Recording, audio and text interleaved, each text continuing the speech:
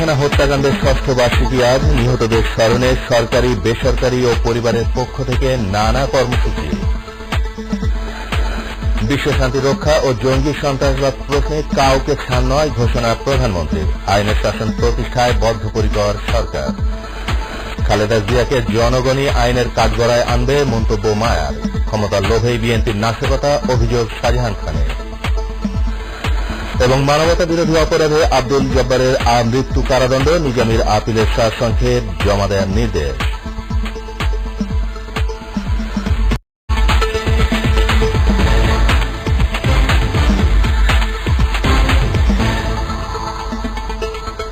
আসসালামু আলাইকুম, সবাইকে শুভেচ্ছা। শুনছিলেন এস আলম গ্রুপ সংবাদ শিরোনাম। আপনাদের সঙ্গে আছে আমি মোহাম্মদ ইসলাম।